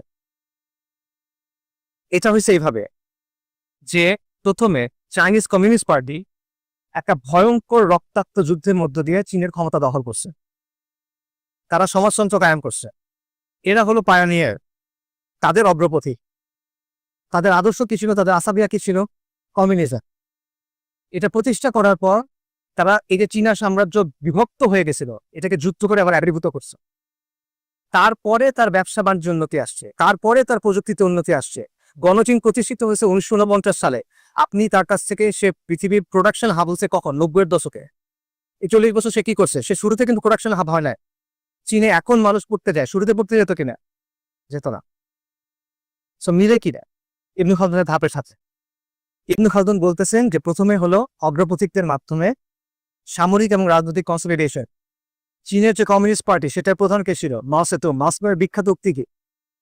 ক্ষমতা কোত্থেকে আসে? Political power comes out of the barrel of a gun. Rifle থেকে আসে বেসিক্যালি আর কি। এই বিষয়টা কোনো বাস্তবতা। আমরা অনেক সময় মনে করি যে আমাদের আগে টাকা পয়সা, বাণিজ্য, শিল্প এটসেট্রা লাগবে না। আপনার যদি এই পলিটিক্যাল শক্তিটা না থাকে তাহলে আপনার যত টাকা হোক কোনো লাভ নাই। আরবদের কথা চিন্তা করে, আরব দেশগুলোর কথা। আরব দেশগুলোর তো সবচেয়ে বেশি ধনী এখন তারা, কিন্তু তারা একটা স্বাধীন সিদ্ধান্ত নিতে পারে না, কারণ তারা পশ্চিমের মুখাপেক্ষী। আর যে দেশগুলো স্বাধীন সিদ্ধান্ত নিতে পারে, চীন, রাশিয়া, উত্তর কোরিয়া, ইনফ্যাক্ট ইরানও, তারা এটা কেন নিতে পারে? কারণ তারা পশ্চিমের যে প্রভাব বলয় এটা থেকে মুক্ত হয়ে একটা পলিটিক্যাল এন্টিটি তৈরি করতে পারছে। একই দেশ আপনি তালেবানের ক্ষেত্রে চিন্তা করতে পারেন, আফগানিস্তানের ক্ষেত্রে চিন্তা করতে পারে। তারা এখন সেকেন্ড স্টেজটাতে আছে, সামরিক এবং রাজনৈতিক কনসলিডেশন। এবং তারা এখন এমন একটা অবস্থায় আছে যেখানে তারা অস্তিত্ব সংকটে নাই। তাদেরকে কে আক্রমণ করবে? নেটো আক্রমণ করছিল 20 বছর পর, তারপর তারা চলে যেতে বাধ্য হয়েছে। নেটো আক্রমণ করার আগে যারা ক্ষমতায় ছিল, নেটো যাওয়ার পরও তারা ক্ষমতায় আছে। আর কি আক্রমণ করবে তাদেরকে? তারা অস্তিত্বের সংকটে এখন নাই, তারা কনসলিডেশনের পর্যায়ে আছে। এইটা হলো আগে আসে। এখানে আরেকটা বিষয়, সেটা হলো রাজনৈতিক এবং সামরিক যে প্রতিষ্ঠা, এটার আগে আরেকটা বিষয় আছে, সেটা হলো প্রতিকৃতদের ধাপটা। এবং প্রতিকৃতের যে শুরুটা, সেটা কি দিয়ে হয়? একটা চিন্তা থাকে, একটা আদর্শ থাকে, একটা মিশন থাকে। এগুলো শুরুটা কোথায় হয়? শুরুটা চিন্তার ক্ষেত্রে হয়, এটা শুরুটা অন্তরের ক্ষেত্রে হয়, রাইট? আগে মনোজগতে বিপ্লব হয়, তারপর বাস্তবে সেটা প্রতিষ্ঠিত হয়। এটি ইতিহাসের সাক্ষ্য। তো এক সেন্স আমরা বলতে পারি যে সভ্যতার যে উত্থান, এটা শুরুটা জ্ঞানতাত্ত্বিক ভাবে হয়। তবে এখানে একটা বিষয় ক্লিয়ার করা দরকার, সেটা হলো জ্ঞানতাত্ত্বিক ভাবে হয়, তার মানে এটা না যে ওদের হার্ভার্ড আছে, আমাদের হার্ভার্ড বানাতে হবে। ওদের অনেক তত্ত্ব আছে, মতবাদ আছে, তন্ত্রমন্ত্র আছে, আমাদের এরকম বানাতে হবে, অথবা আমাদের এগুলোর ইসলামী ভার্সন বানাতে হবে না। ব্যাপারটা এমনটা না। এটার মানেটা হলো যে চিন্তাগত ভাবে আপনি তার নিয়ন্ত্রণের বাইরে, আপনি বিদ্যমানতাকে চ্যালেঞ্জ করতে পারতেছে। তার চিন্তাটা বেসিক্যালি বিপ্লব এই অর্থে। তার যে বক্সটা আছে, সেই যে নিয়মগুলো ঠিক করে দিছে, এটার বাইরে গিয়ে চিন্তা করার সাহসটা আপনার আছে, ওই স্পর্ধাটা আপনার আছে। এই অর্থে এটা জ্ঞানতাত্ত্বিক। এটা মানে এটা না যে আপনার হার্ভার্ড বানাতে হবে একটা। আচ্ছা, এবার আমরা ফাইনাল সেকশনে যাই, সেটা হলো প্রেক্ষাপট নিয়ে। যে সভ্যতার সংঘাত নিয়ে আমরা কথা বললাম এবং সভ্যতার উত্থান পতন নিয়ে আমরা কথা বললাম, এটা আমরা বাংলাদেশের সাথে মেলানোর চেষ্টা করি। সভ্যতার সংঘাত এটা বাংলাদেশে আছে কিনা?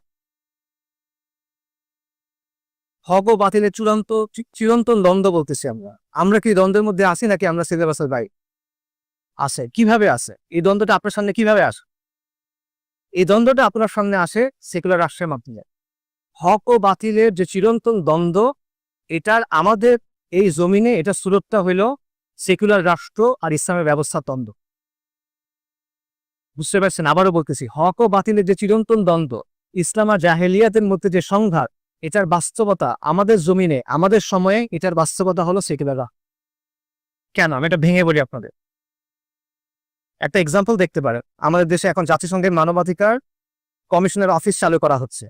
এটা হলো এমন একটা প্রতিষ্ঠান যার কাজ হলো এমন সব জিনিস বাস্তবায়ন করা যা ইসলামের সাথে সাংঘর্ষিক, রাইট? কাগজে কলমে আপনি বলেন 90% মুসলিমের দেশ, কিন্তু আপনি এটা বন্ধ করতে পারতেছেন না। আপনাকে এটা জিজ্ঞেস করা হয় না, এটা বাস্তবায়ন করা হচ্ছে। এটা কেন? কারণ এটা সেই দ্বন্দ্বটা আপনার এখানে আছে। সেকুলার রাষ্ট্রের কারণে আপনি এটা করতে পারতেছেন না। দেখেন, ইসলামের সবচেয়ে ব্যাপক বহিঃপ্রকাশটা কিভাবে হয়? ইসলামের মধ্যে অনেক জিনিস আছে। ইসলামের আকিদা আছে, ইসলামের ইলম আছে, আদব এবং আখলাক আছে, ইসলামের রুহানিয়াত আছে। কিন্তু ইসলামের সবচেয়ে কম্প্রিহেন্সিভ ম্যানিফেস্টেশনটা কখন হয়? ইসলামী শাসন এবং ইসলামী সমাজের মধ্য দিয়ে। কারেক্ট? ইসলাম আসলে কি এটা আপনি বুঝবেন যখন আপনি ইসলামী শাসন এবং ইসলামী সমাজের মধ্যে যাবেন, রাইট? একই কথা আধুনিক জাহিলিয়াতের ক্ষেত্রে প্রযোজ্য। আধুনিক যে জাহিলিয়াত, এটার অনেক তত্ত্ব আছে, মতবাদ আছে, আদর্শ আছে, মতাদর্শ আছে, ব্যবস্থা আছে, কিন্তু এটা সবচেয়ে কম্প্রিহেন্সিভ, সবচেয়ে ব্যাপক বাস্তবায়নটা কোথায় হয়? সেকুলার শাসন ব্যবস্থার মধ্য দিয়ে। আপনার জীবনে তো কেউ এসে তত্ত্ব মতবাদ নিয়ে আপনার সাথে কথা বলে না, কেউ তো দার্শনিক প্রশ্ন নিয়ে আপনার সাথে আলাপ করে না। এই একাডেমিক ডিসকাশনে কোনো ভূমিকা আপনার লাইফে নাই, দৈনন্দিন জীবনে নাই। আপনার দৈনন্দিন জীবনে কি আছে? শিক্ষা ব্যবস্থা, অর্থনৈতিক ব্যবস্থা, প্রশাসন, আইন, বিচার, রাইট, মিডিয়া, সংস্কৃতি, কাঠামো কিছু। এই কাঠামোগুলো কি দিয়ে চালিত হয়? এই মতবাদগুলো দিয়ে, এই চিন্তাগুলো দিয়ে, এই আকিদাগুলো দিয়ে। এবং এগুলোকে নিয়ন্ত্রণ করে কে? বেশিরভাগ ক্ষেত্রে এগুলো নিয়ন্ত্রণ করে সেকুলার রাষ্ট্র, রাইট? তাহলে যেভাবে ইসলামী সমাজ এবং ইসলামী শাসন হলো ইসলামের সবচেয়ে কম্প্রিহেন্সিভ ম্যানিফেস্টেশন, ঠিক একইভাবে সেকুলার রাষ্ট্র হলো আধুনিক জাহেলিয়াতের সবচেয়ে কম্প্রিহেন্সিভ ম্যানিফেস্টেশন। এবং এই কারণে এটাই হলো সভ্যতার সংঘাতের রূপ আপনার চোখের সামনে। এই জিনিসটা কয়েকটা বিষয় দিয়ে প্রমাণ করা যায়। ফর এক্সাম্পল, সার্বভৌমত্বের যে ধারণা, আমরা জানি যে আধুনিক রাষ্ট্র মানে সার্বভৌমত্ব না থাকলে একটা পলিটিক্যাল এন্টিটি রাষ্ট্র হিসেবে গণ্য হয় না। সার্বভৌমত্ব মানে কি?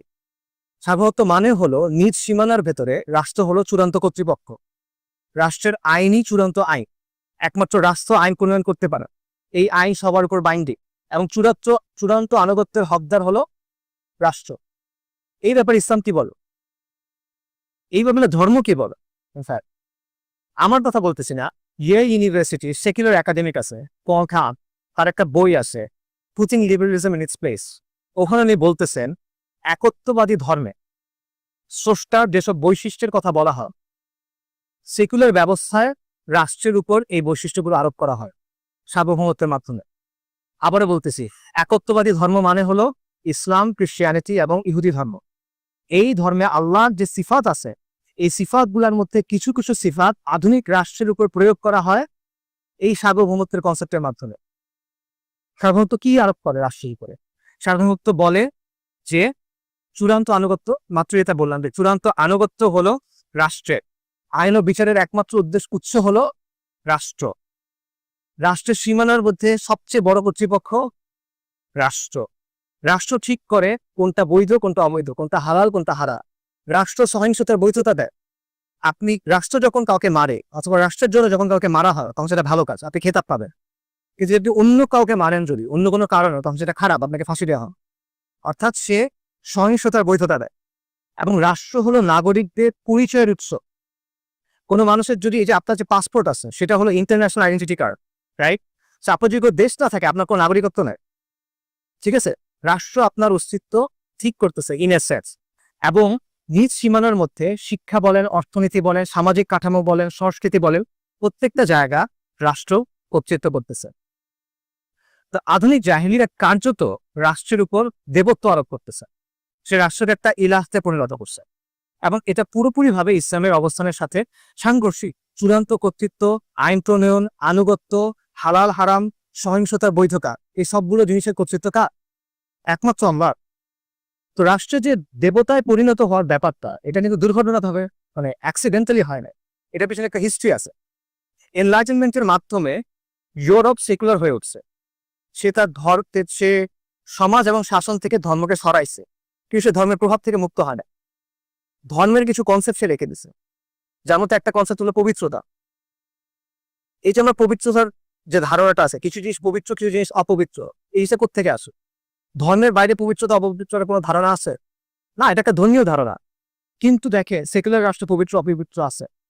পবিত্র সংবিধান, রাইট, জাতীয় পতাকা, জাতীয় সঙ্গীত, এগুলোর ব্যাপারে হুকুম আহকাম আছে। জাতীয় সঙ্গীতের অবমাননা হইতে পারে, জাতীয় পতাকার অবমাননা হইতে পারে। অবমাননা মানে কি? সেটা সম্মানিত বিষয়, সেটা পবিত্র বিষয়। আদালত অবমাননা হয়, সংসদের অবমাননা হয়। এটা কিভাবে হচ্ছে? কারণ এই বিষয়গুলো পবিত্র। আবার এটা আমার বানানোর কথা না। এমিল দুলখিম, আপনার অনেকে নাম শুনছেন, সমাজবিজ্ঞানের জনকদের একজন বলা হয়। উনি বলতেছেন যে জন্মভূমি, স্বাধীনতা, পতাকা, এই বিষয়গুলো পবিত্র হয়ে উঠছে ফ্রেঞ্চ রেভলিউশনের পর।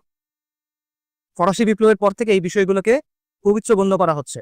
আমেরিকান একজন সমাজবিজ্ঞানী রবার্ট বেলা, উনি বলতেছে যে আধুনিক দেশগুলোতে, বিশেষ করে আমেরিকার কথা বলতেছে, জাতি, দেশ, জাতীয় মুক্তি, জাতীয় শহীদ, এই ব্যাপারগুলোকে যেভাবে ট্রিট করা হয়, এগুলোকে যে ভক্তি এবং শ্রদ্ধা দেখানো হয়, এটা ধর্মের মতো। এমনই বলতেছে এটা হলো সিভিল রিলিজিয়ন, নাগরিক ধর্ম। এই কারণে এই সেকুলার রাষ্ট্রে নবী সাল্লাল্লাহু আলাইহি ওয়াসাল্লামের যদি অবমাননা হয় সেটা বিচার করে না, কারণ তার কাছে এটা পবিত্র না। কিন্তু যদি আদালতের অবমাননা হয় সেটা বিচার করে, কারণ তার কাছে ওইটা পবিত্র, রাইট? সো পবিত্রতার জায়গায় সে একটা প্রতিদ্বন্দ্বী স্থাপন করতেছে আপনার সামনে। এখানেও দেখেন সেকুলার ব্যবস্থার সাথে আমাদের দ্বন্দ্ব। ইসলামের অবস্থান পুরোপুরিভাবে সেকুলার অবস্থানের সাথে সাংঘর্ষিক। সমাজ এবং শাসন থেকে ইসলামকে সরানোর কোনো সুযোগ নাই, এটা ইসলামের ডোমেইন। ক্রিশ্চিয়ানিতে একটা কথা আছে যে render unto God and render unto Caesar, যে যেটা রাজা সেটা রাজাকে দাও, যেটা আল্লাহ সেটা আল্লাহকে দাও। এটা বিকৃত ক্রিশ্চিয়ানিটির শিক্ষা, কিন্তু এবং কোনো কিছু তো ইসলামে নাই। ইসলামের অবস্থান কি? আল্লাহ আযজা ওয়া জাল্লা বলতেছেন ওয়া হুয়া আল্লাযী ফিস সামাই ইলাহু ওয়া ফিল আরদি ইলাহ। সূরা যুখরুফে আল্লাহ বলতেছেন আল্লাহ আসমানে ইলাহ এবং তিনি জমিনে ইলাহ। ওয়া হুয়াল হাকিমুল আলীম, তিনি সর্বময়, তিনি প্রাজ্ঞ, প্রজ্ঞাময়। সেকুলার ব্যবস্থা জমিনে আল্লাহর যে কর্তৃত্ব এটাকে অস্বীকার করতেছে। কিভাবে? সে আইনের ক্ষেত্রে শরিয়াকে মানে না, সে বিচারের ক্ষেত্রে আল্লাহকে মানে না, সে মূল্যবোধের ক্ষেত্রে আল্লাহকে মানে না, সে শাসনের ক্ষেত্রে আল্লাহকে মানে না। সো বেসিক্যালি সে জমিনে আল্লাহর যে কর্তৃত্ব এটাকে অস্বীকার করতেছে। ইসলামের অবস্থা সিম্পল, সার্বভৌম সত্তা আল্লাহ, বিধানদাতা আল্লাহ, এবং আল্লাহর উপর ঈমান আনার দাবি হলো, আবশ্যক হলো যে আল্লাহ যে সিস্টেমটা আমাদের দিচ্ছেন আপনি এই সিস্টেমটা বাস্তবায়ন করবেন। এটা আল্লাহ অপশনাল করেন নাই, এটা আল্লাহ আপনার খেয়াল খুশির উপর ছেড়ে দেন নাই, এটা আল্লাহ ভোটের জন্য ছেড়ে দেন নাই, এটা আবশ্যকতা, এটা ঈমানের দাবি। আল্লাহ সুবহানাহু ওয়া তাআলা তার হুকুমের সাথে তার ইবাদতের প্রশ্নকে যুক্ত করছে, একসাথে দুটাকে বলছেন ইনিল হুকমু ইল্লা লিল্লাহ, আমার আল্লাহ তা'বুদু ইল্লা ইয়্যাহ। আল্লাহ বলছেন হুকুম আল্লাহ, তারপর আল্লাহ কি বলতেছেন? আল্লাহ নির্দেশ দিচ্ছে তোমরা আল্লাহ ছাড়া অন্য কারো ইবাদত করবা। হুকুমের পরে এই কথা আল্লাহ বলতেছে। আল্লাহ সুবহানাহু ওয়া তাআলা প্রশ্ন করতেছেন আফা হুকমুল জাহিলিয়াতি ইয়াবগুন ওয়া মান আহসানু মিনাল্লাহি হুকমান লিকাওমিন ইউকিনুন। আল্লাহ প্রশ্ন করছেন তারা কি জাহেলিয়াতের হুকুম কামনা করে? তারপর আল্লাহ নিজেই বলতেছেন যে বিশ্বাসী কওমের জন্য, দৃঢ় বিশ্বাসী কওমের জন্য আল্লাহ ছাড়া শ্রেষ্ঠ বিধানদাতা কে? আল্লাহ ছাড়া শ্রেষ্ঠ কে? আল্লাহর চেয়ে শ্রেষ্ঠ কে? আলাইসাল্লাহু বিআহকামিল হাকিমিন, রাইট? সে ইসলামের অবস্থান স্পষ্ট এই জায়গাতে। আল্লাহ সুবহানাহু ওয়া তাআলা বলতেছেন সূরা নিসাতে যে আমরা যদি আমাদের বিবাদের ব্যাপারে, আমাদের মোকদ্দমার ব্যাপারে আল্লাহ এবং তার রাসূলকে বিচারক না মানি, আমরা মুমিন হতে পারবো না। আল্লাহ আযজা ওয়া জাল্লা তার নিজের কসম করে বলতেছেন ফালা ওয়া রাব্বিকা লা ইউমিনুনা।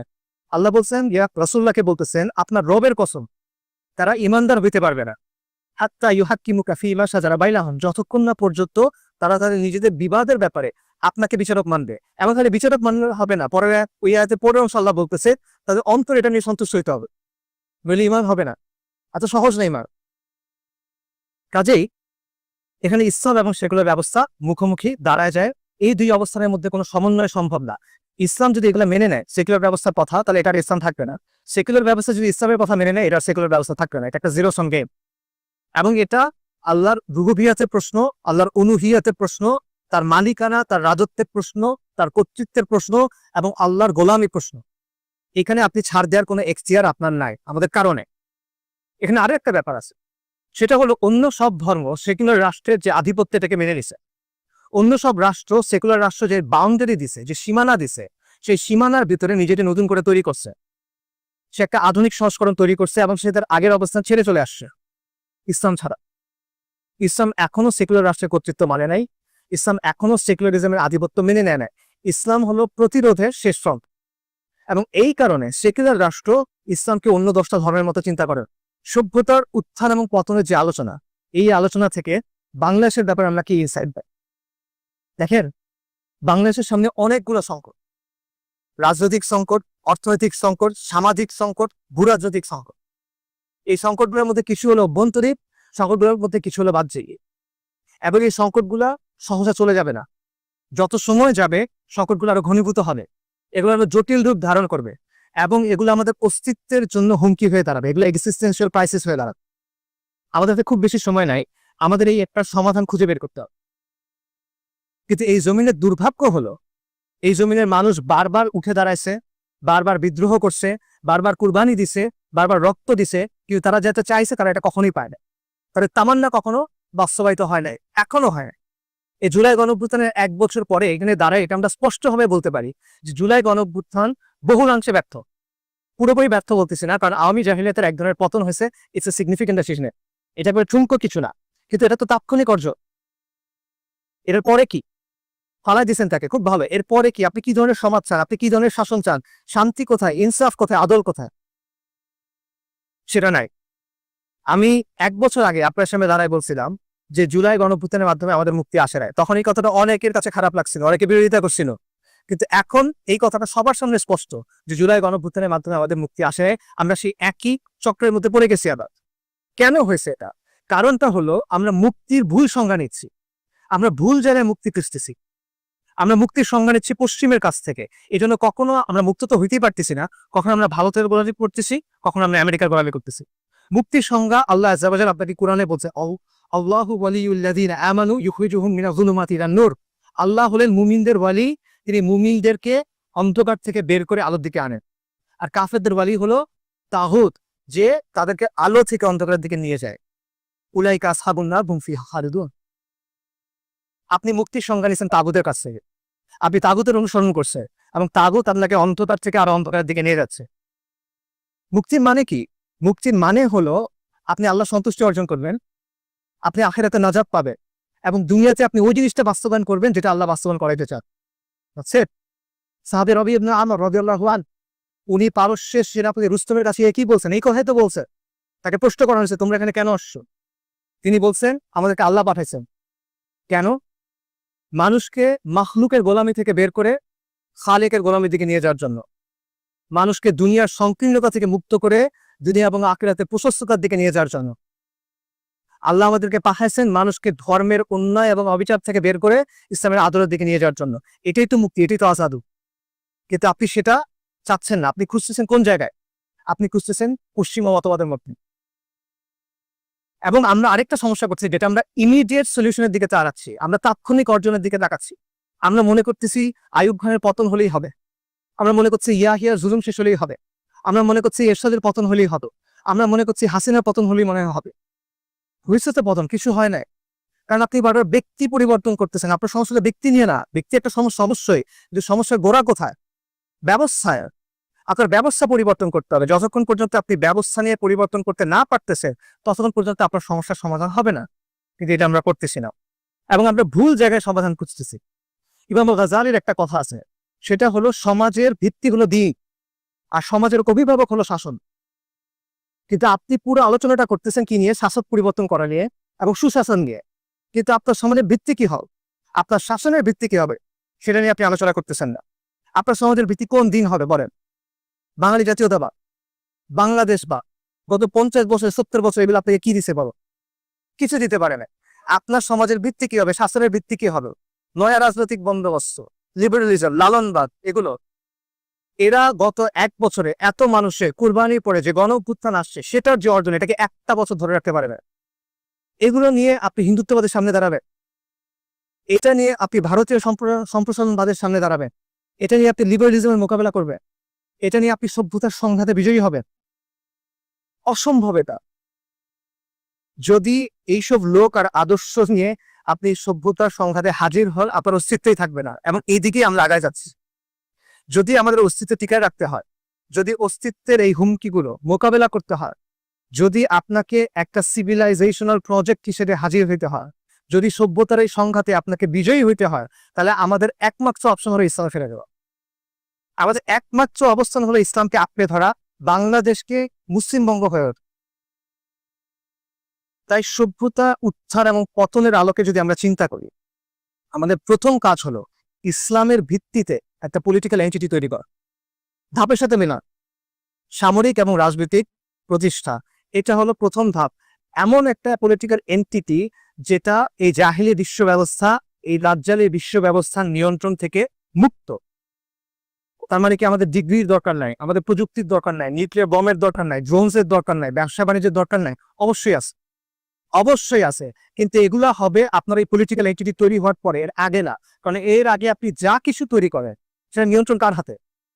এই বিশ্ব ব্যবস্থার হাতে। কোনো লাভ নাই, আপনি যা কিছু তৈরি করেন কোনো লাভ হচ্ছে না। আরবদের এই যে এত বিলিয়ন ট্রিলিয়ন ডলার, এটা উম্মদের কি কাজে লাগতেছে বড়? এটা লাগতেছে না, কারণ সে বিশ্ব ব্যবস্থার নিয়ন্ত্রণ থেকে বের হতে পারে না। আর এই যে পরিবর্তনের প্রক্রিয়া, এটা শুরু হবে কিভাবে? আবারও যান, ওই ধাপে যান। প্রথম ধাপটা কি? The age of pioneers. অগ্রপথিক লাগবে, আদর্শ লাগবে, একটা মিশন লাগবে। আপনার আদর্শ কি? আপনার আসাবিয়া কি হবে? আপনার আদর্শ হবে ইসলাম, দ্বীন ইসলাম, তাওহীদ, আল ওয়ালা ওয়াল বারা। এটার ভিত্তিতে আপনাকে কাজ করতে হবে। আপনার মিশন কি হবে? আপনার মিশন হলো আল্লাহর জমিনে আল্লাহ দিন কায়েম করা। আর এই অগ্রপথিকরা কারা হবে? এটি হলো সবচেয়ে গুরুত্বপূর্ণ প্রশ্ন।